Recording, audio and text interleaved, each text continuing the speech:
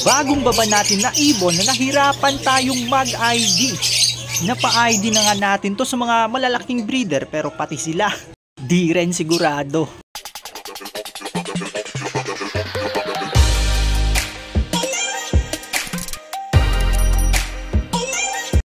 Bago natin simulan, shoutout muna pala sa ating mga viewers na palaging nagko-comment at nagbibigay pa nga sa atin ng mga tips. Salamat sa suporta sa inyo. Shoutout kay Chongson Gian Marco N. Shoutout again Alex Villachua TV. Shoutout din kay Ma'am Catherine Manguera. Shoutout sa iyo Boss Davey Villar.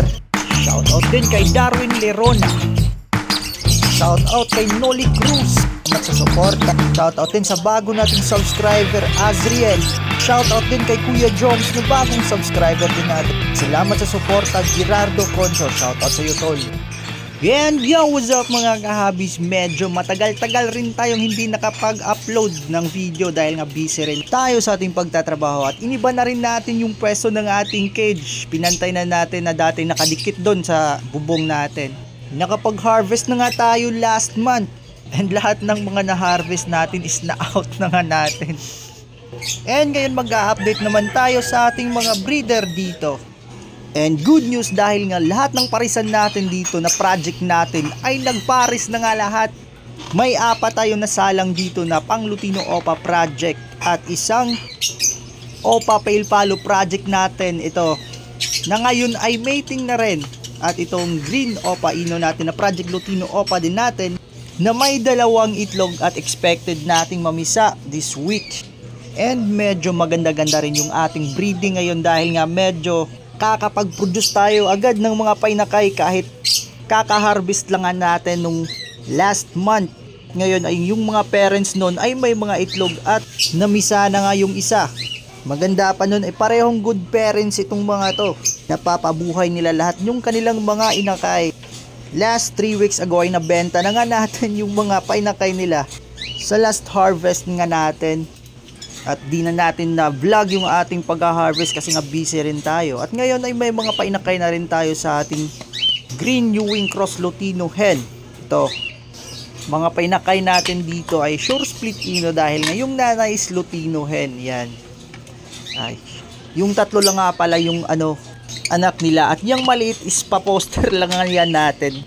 Anak yan ng ating Green Split Opa, Split Ino, Split Par Blue Cross Green Pastel Post Ino. Yun nga, isa nga lang yung nabuhay kaya pinaposteran natin dito sa kabila. Ito nga pala yung parents ng ating inakay na nahirapan tayong i-ID, itong Vaio Opaline at Green Ewing Split Ino. Sila yung parents ng inakay natin na medyo nahirapan nga tayo sa pag-ID kaya nagpatulong na tayo sa mga malalaking breeder na ngayon ay expected na rin tong mamisa this week. May 4 na itlog at parehong fertile. Hopefully ay mabubuhay rin nila ulit yung kanilang mga painakay. And medyo masaya nga tayo sa ating mga project dahil nga pares na nga lahat yung ating mga Project Ino at Opa Pale Palo project natin. Itong mga to. Pero nga itong Lutino na pinarisanan natin sa kanyang nanay na Green Opa Split Ino. Yan, Lutino Split Opa. Nag-give up na nga tayo dahil change pair na natin dahil nga ayaw talagang pumaris ng Lutino Split Opa natin sa kanyang nanay kaya change pair na natin at pinaris natin yung Lutino Split Opa sa Pastel Opa Possible Split Ino. Titingnan na lang natin kung maglalabas ng red ay itong mga to dahil nga malaki yung chance na magkarga ng Ino itong pastel natin dahil nga yung tatay is split sa Ino. Kapag maglabas ng pastel ang parisan is possible nga split sa Ino yung isa katulad ng parisan natin ngayon na naglabas ng pastel Ino na nahirapan nga tayong mag-ID dahil nga yung nanay is split sa Ino.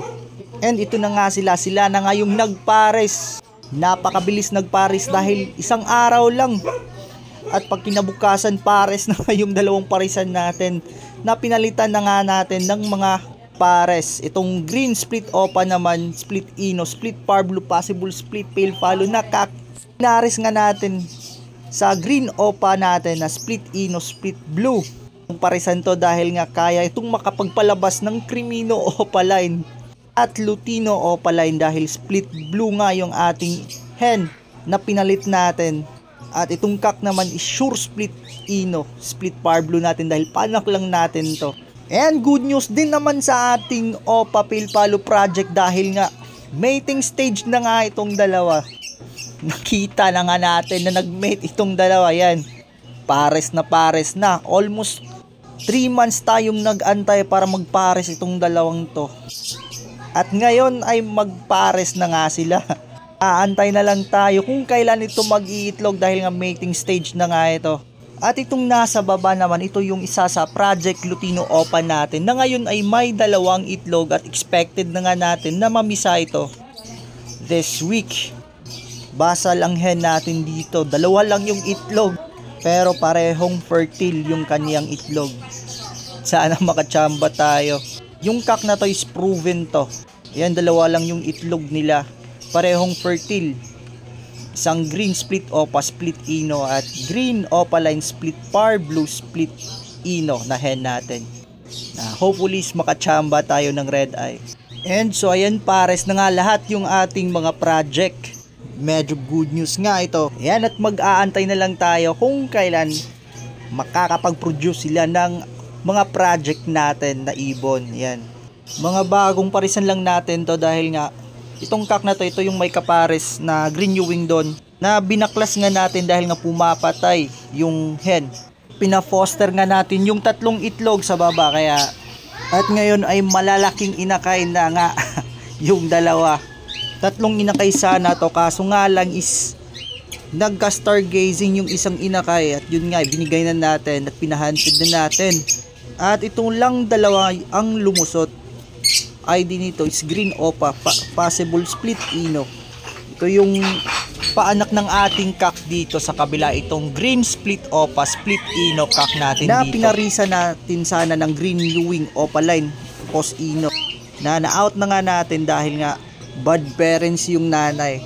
Dito sana sila nakapwesto at ngayon is pinalitan na natin ng bagong kapares, Project Lutino Opa din. At itong cock naman is may bagong kapares na rin na ngayon ay may itlog na rin yung kanilang tatay. 3 sana yung kanilang nabuhay na paanak, pero kaso nga lang is nagkaroon ng sakit yung isa, kaya 2 lang yung nabuhay natin. And back to topic tayo. Ito yung inakay natin na nahirapan nga tayong mag-ID at nagpatulong na tayo sa ibang breeder dahil nga medyo hirap tayong mag-ID nito. Ito yung anak ng ating Vayu Opaline cock at green Ewing Opaline split Ino hen.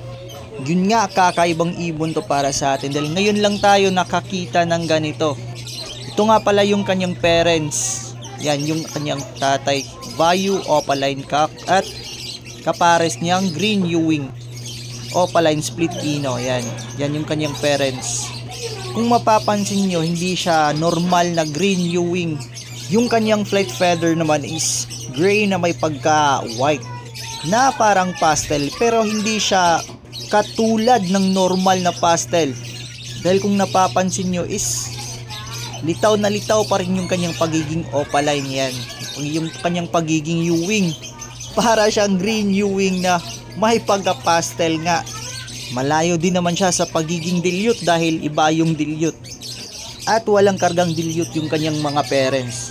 Siguro sa ibang breeder is hindi na to bago sa kanilang mga mata, pero sa atin na malit na breeder, ngayon lang nga tayo nakakita ng ganitong ibon. Pero kung titingnan nyo, napakakinis niya, napakaganda niya.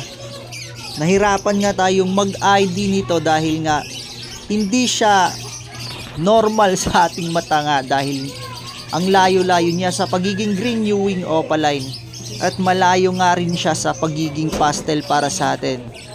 At dahil doon nagpatulong nga tayo sa mga malalaking breeder. Yung iba nagsabi na parang dark form na green Ewing, pero grayish at puti naman yung kanyang flight feather na parang pastel. At dahil doon is nagpatulong na nga tayo sa pag-ID ng ibon na to. At yung final ID nila is isa siyang pastel Ino. Dahil nga yung nanay is green Ewing opaline split ino, kaya naglabas ng pastel. Kapag maglalabas kasi ng pastel ang isang parisan, malamang sa malamang yung isa niyan is split sa ino, kaya naglalabas ng pastel. Kaya kapag may pastel kayo, i-test breed nyo sa Sure Split Ino dahil possible yan na maglalabas ng red eyes or Lutino opaline kung ipa-project nyo siya sa Lutino opaline. And so yun nga, isa siyang pastel ino, sabi ng mga malalaking breeder na pinag-IDhan nga natin sa ibon na to. Kakaibang kulay ito para sa atin. Pwede ding hindi na to bago sa mga mata ng mga malalaking breeder, pero para sa atin is kakaibang ibon to, kaya for keep lang to. Sa atin lang to, at plano natin na paparisan natin to ng Sure Split Ino dahil panigurado na nagkarga ito ng ino, kaya naging ganito yung kanyang kulay. Kayo, ano sa tingin nyo?